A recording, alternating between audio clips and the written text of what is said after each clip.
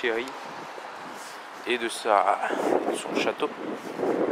Ici, voyons la porte par laquelle Jeanne est entrée. Jeanne, au secours, Jeanne, tu nous as sauvés. Jeanne 1429, tu es entrée par ici. Allons donc à la découverte de cette ville pittoresque, des plus pittoresques. À notre gauche, un jardin médiéval. Voilà. La porte Saint-Jean, qui est la seule qui reste de la muraille. Donc cette ville a appartenu à partir de 1258 au domaine des rois de France. Et donc c'est Philippe IV le Bel qui a commencé à rénover le domaine. Alors, tout de suite, la muraille. Voilà, ici c'est l'entrée du château, donc c'est la porte Saint-Jean, construite au XIIIe siècle par un obscur roi de France. Voilà, elle a été renforcée. Hein. Ouh là là, c'est pour le moins. Bah alors donc voilà, on est entre deux portes, si l'on peut dire. Et donc voilà, il y a une espèce de sas au-dessus. C'est spécial. Et donc voilà, il y a une espèce de meurtrière.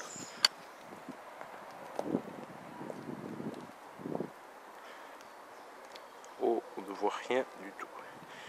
Voilà, là avant il y avait une espèce de maison qui était détruite suite aux campagnes de Napoléon 1814. Et nous allons voir la suite du bâtiment. On se balade dans ce qui ressemble plus à un parc qu'à un château.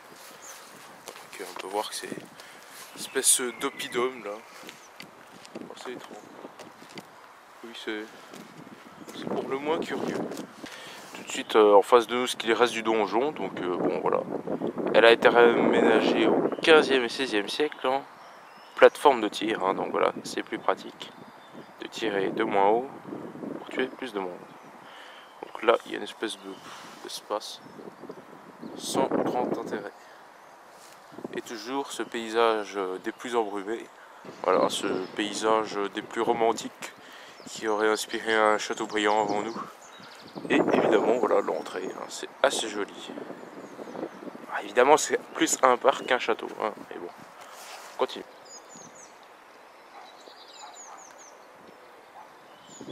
Évidemment, le lieu le plus important du château est évidemment les toilettes. Si vous permettez, petite pause pipi. On est maintenant derrière le donjon, hein, donc voilà, c'est bon, voilà. Et alors il y a une espèce de parcours d'acrobranche. Et on peut donc penser que ce... Oh, mais dites donc, il y aurait... Donc voilà, les positions romaines sont à notre gauche, comme je l'ai dit tout à l'heure. Nous pouvons voir César qui a encerclé complètement la forteresse. Tout de suite, les fortifications de César en direct. Il semblerait que ce soit en fait les aigles du château Thierry qui ont élu domicile dans cette partie du château, cette partie des fortifications romaines.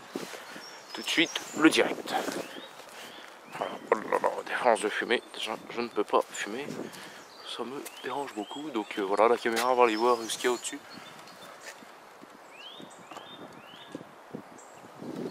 Ça semble très intéressant. Donc toujours un très joli point de vue. Ça, on ne peut pas le dénier.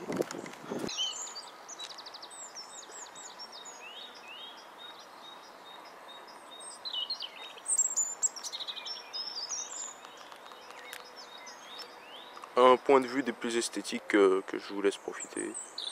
C'est assez joli ça, nous devons l'avouer.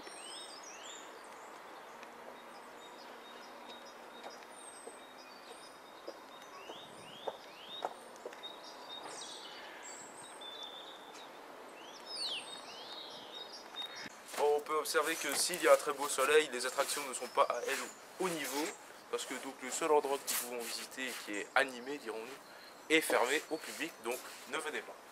On se retrouve de l'autre côté du château, où il y a des ruines un peu moins ruinées, et qui semblent avoir subi une restauration des plus...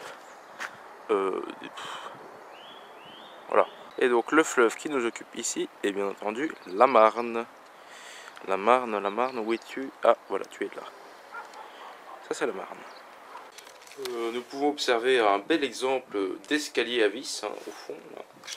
D'après ce que j'ai compris, il a été construit pour remplacer une porte qui servait au chariot pour rentrer dans la citadelle depuis la ville.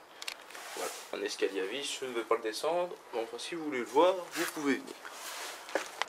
À nouveau une tour ronde de défense là, qui surplombe la ville et qui nous fait penser à la fameuse citation qui nous dit du haut de ces ruines, 40 siècles, non, du haut de ce château, 40 siècles de ruines vous contemplent. Et ben, je crois que le mot est approprié à la scène que nous venons de constater.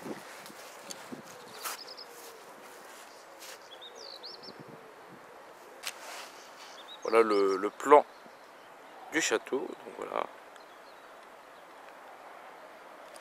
Ah donc le fait que ce château ressemble à un parc est bien entendu voulu, car il a été transformé donc en parc en 1862 par la municipalité. C'est pour ça qu'il y a d'arbres, tout ça. Parce que c'est notre ami Napoléon, justement, qui avait fait transformer le lieu en plateforme d'artillerie uniquement. Avant, il y avait juste une plateforme d'artillerie là-haut, et après, Napoléon, il y en a eu partout. Et donc ensuite, on se doute bien que c'était pas des plus utiles quand la paix était revenue, et donc ça a été transformé progressivement en parc. Alors que c'était donc la première résidence des comtes de Champagne au 9e siècle. Et les ducs de Bouillon aussi ont résidé ici, et donc évidemment nous sommes dans la ville de Jean de La Fontaine, qui est né ici en 1621 dans une famille de notables locaux. Donc j'ai visité sa maison, ça vaut le détour franchement. C'est plus intéressant que le château. Et ouais, allez-y. Continuons notre balade ensoleillée et retrouvons-nous au mémorial américain. Tout au fond, nous pouvons voir le mémorial américain dans lequel nous allons nous rendre à l'instant. On se retrouve tout de suite devant le mémorial américain de la côte 304. Donc voilà, très gros monument, avec deux énormes statues. Voilà, ça commémore les batailles américaines pendant la Première Guerre mondiale.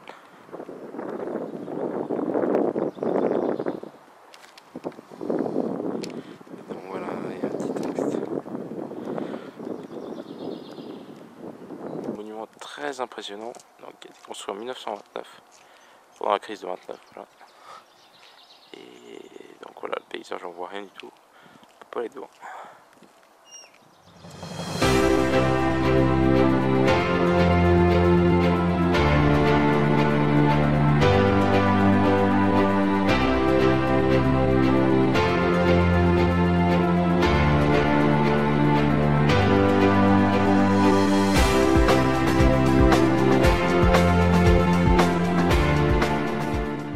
Un salaud avec son kleps de merde. Dégage! Dégage!